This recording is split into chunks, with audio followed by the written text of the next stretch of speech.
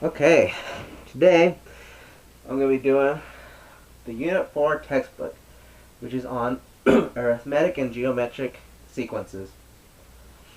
And so, start off, we have outcome 4.1, which says, distinguish between an arithmetic and geometric sequence. And so basically, arithmetic sequence would have a constant ratio it would be added to or subtracted by. So for example, we have 3, 7, 9, 11, and 13. It's an arithmetic sequence because, oh yeah, put 5, sorry. Okay, the reason why this is arithmetic is because each term is added by a 2 the whole way. If it was and a way we would know if it's not arithmetic is, for example, we have 2, 5, 8, 12, 16. It may seem like it's arithmetic because these few terms are added by 3, but when we get here, the 8 and the 12 is 4, and then we have 16. So that is not arithmetic. And now for geometric, this is a geometric is where it's multiplied by a constant ratio rather than being where we have added 2 and 2 or subtracting 1 and 1. We have, so for example, would be 3, 9, 27, and 81. It's geometric because each term is multiplied by 3. 3 times, so 3 times 3, 9, 9 times 3 is 27, 27 times 3 is 81. And also an example, if it wasn't geometric, we would have 2, 4, 8, 2, 4, 8, 24, and 72. See, 2 times 2 is 2, 4 times 2 is 8, but here it's being multiplied by 3, 24, and 24 and 72 is 3 and 3. So that is not geometric because it's not constant. Now, on to outcome number 2, number 4.2, which says calculate the number of terms in a sequence. So the equation we'll be using for this portion is L, which represents the last term in a sequence, minus F. F is the first term, divided by the difference that is found in the sequence, plus 1. So here we will have 8 plus 11 plus 14 plus 17 plus 20 onto 194. So what we do here, take the last term, which is 194, 194 minus the first term, which is 8, divided by, and we see that each number has been added by 3, so the difference is 3, and we add 1. So 194 minus 8, we know is 186 divided by 3, which is 62, and then we add the 1, and that is 63. So this equation helps us find the number of terms in this arithmetic sequence. And the same could go for a geometric sequence.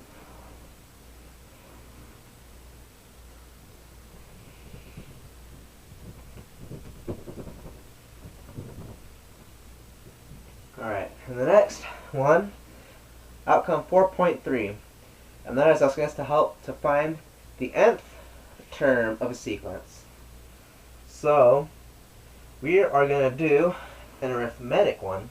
So we're going to have negative 2 plus 5 plus 12 plus 19 plus dot dot dot dot all the way to 2,273. And so the equation we're going to use for the arithmetic is the difference with the x plus the first term minus the difference. And so, for example, so the difference, each one is added by 7. So we know the difference is 7. First term is -2. So we know the 7. Okay, so the difference is 7. So we have 7. We're going to use n because it's asking for the nth term. So 7n. Take those parentheses off. So 7n. And we're going to take the first term, which is -2. And we're going to subtract it by 7. So -2 minus 7 is -9. So 7n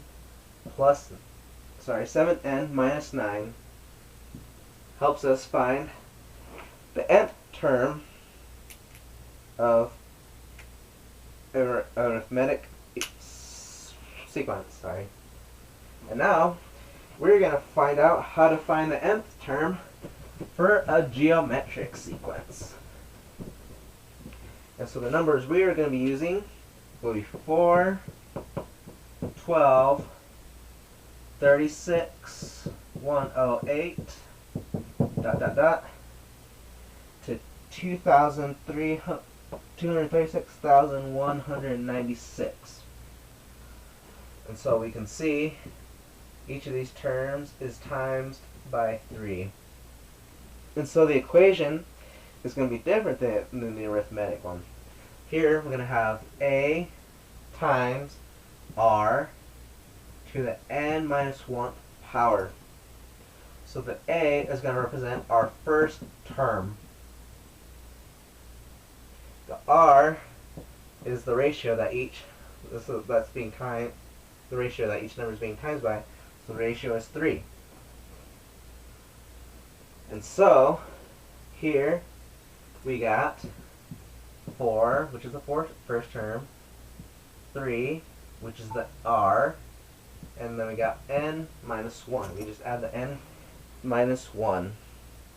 So that's the equation that'll help us find the nth term in a geometric sequence.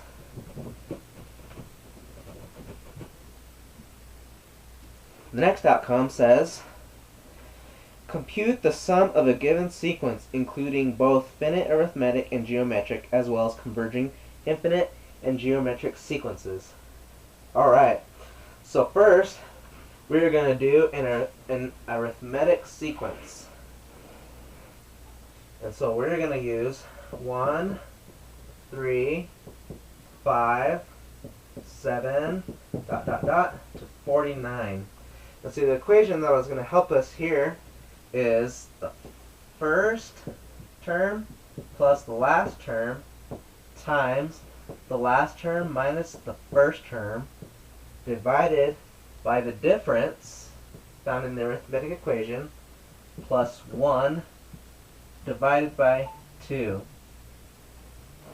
And so the first term we have is a 1 plus 49, which is the last term. And now we're going to have the last term, 49, minus the first term. And the difference we see here is 2. So the difference is 2 plus 1, all divided by 2.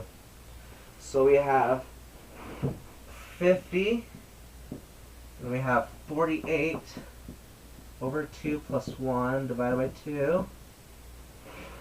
And that will give us 50, 48 divided by 2 is 24, 25 divided by 2.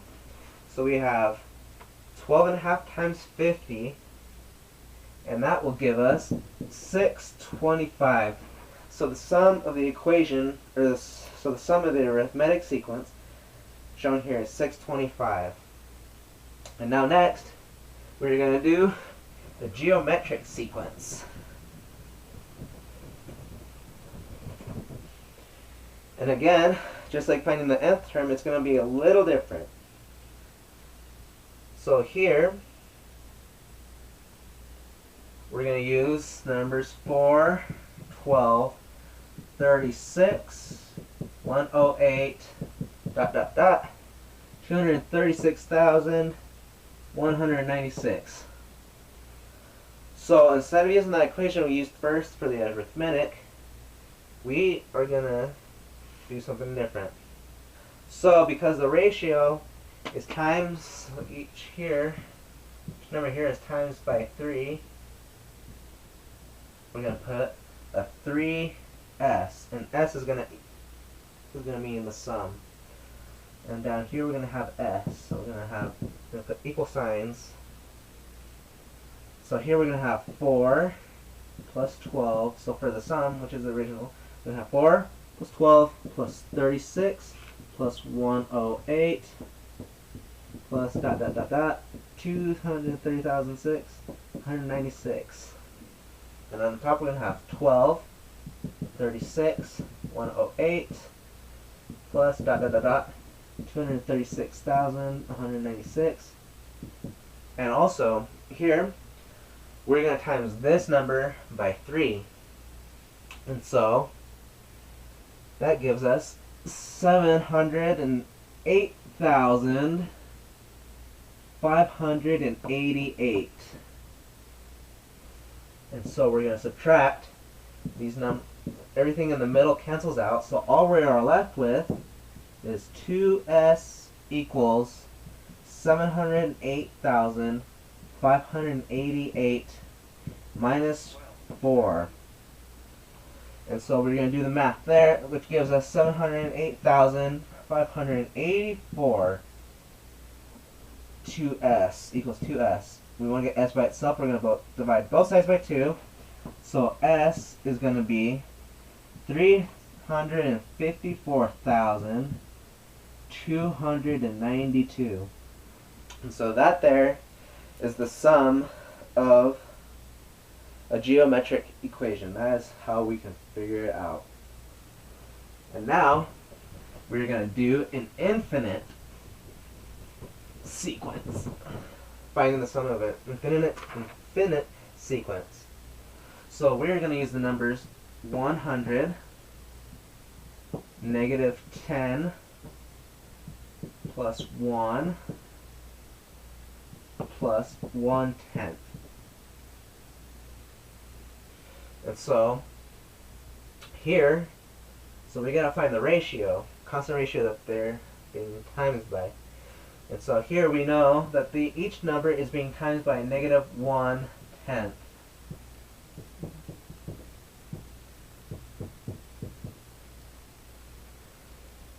And the okay, so we have this. So now, oh, this should be minus, sorry. Okay, here the equation that will help us is that we're going to have f, the first difference, of 1 divided by 1 minus the ratio. Or we can use minus the first difference with a negative ratio plus 1. But either one works. But we're going to use this one right here. Okay, so the first ratio is the 100. So we put 100 minus, or divide over 1 minus the ratio. And because it is a negative, we're minusing a negative, we're going to have a plus. So we're going to have plus 1/10. So that will give us 100 over 1.1, which will give us 90.90. So that is the sum of an infinite notation. And it can and here the rate that each number has to be times by always has to be less than 1, so we can find the number of infinite sequence, sorry. Now we're going to move on to the next outcome 4.5, which asks us to express a series using summation sigma notation. Alright, so we're going to have the sigma notation, have the little funky E. On top top we're going to put 25, and on below bottom we're going to put n. And we have the equation 2n minus 1.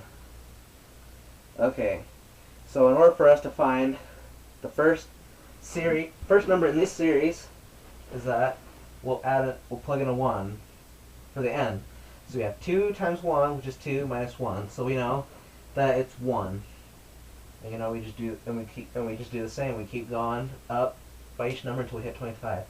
So I'm just going to go up 4 places. So now we're going to do 2 times 2, 4 minus 1, 3.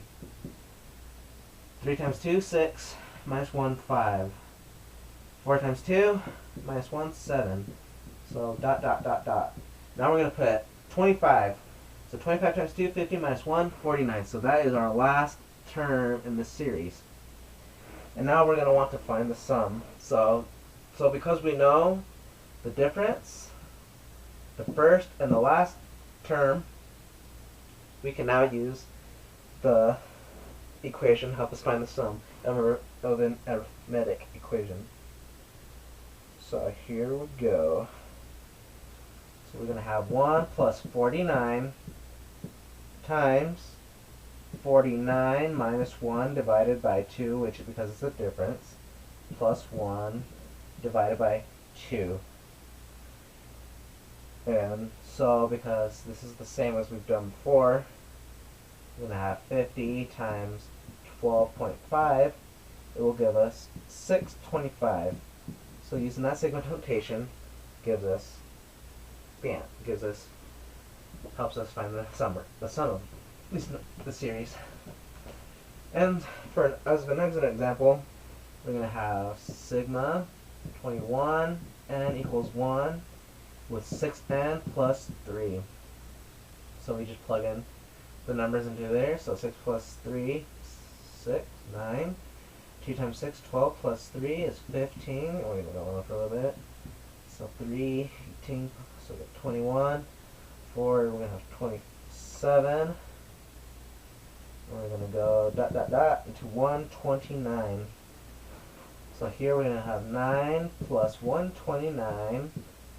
129 minus 9 divided by difference, which is 6, plus 1 divided by 2. And when we do all the math, that will give us 1,449.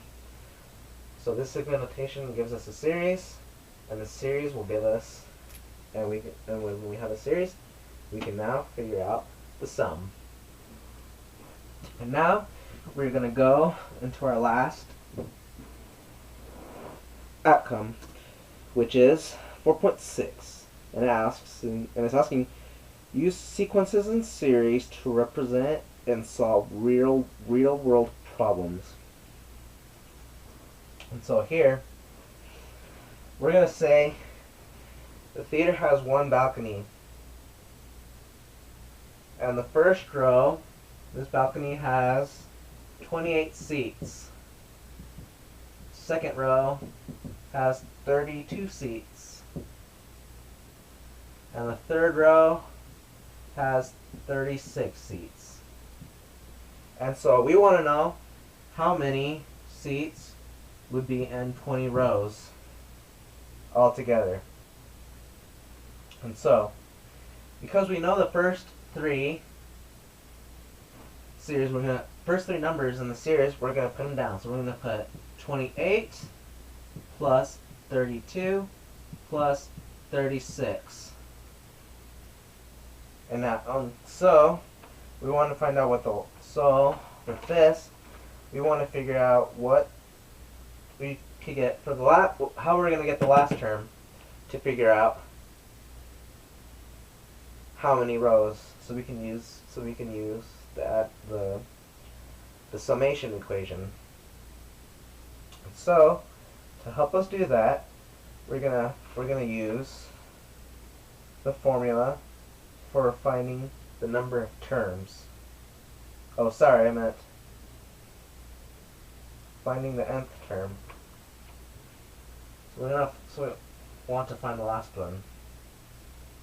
Alright, so all we know is that we have 28, which is the first term. and we're going to put n.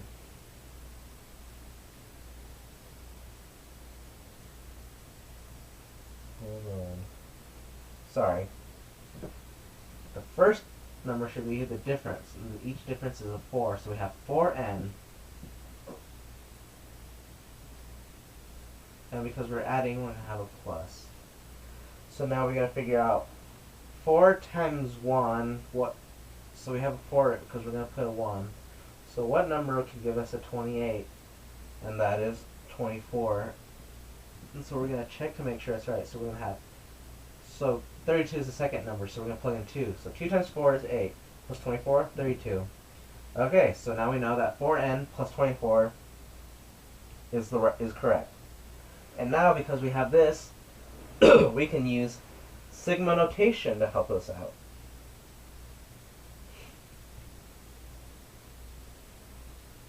To get that last term. So we're going to have the E, or sigma. So it's asking for 20 rows, so we're going to have 20 on the top, n equals 1. And we're going to add this to there. So we're going to have 4n plus 24. So now we're going to plug in 20 for the n, so that gives us 20 plus times 4 is 80 plus 24. So that will give us 104. Awesome. So now that we know the last term, we can now use the summation equation. So we're going to have 28 plus 104 times 104 minus 28 divided by the difference, which is 4, plus 1 divided by 2. So now we figure out all that math, and that will give us 1,320. So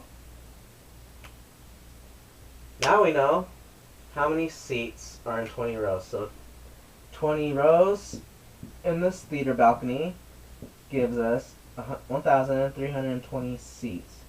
That is a lot of people to fit in for a movie. So that is all the outcomes I've gone through today, and hope we learned something.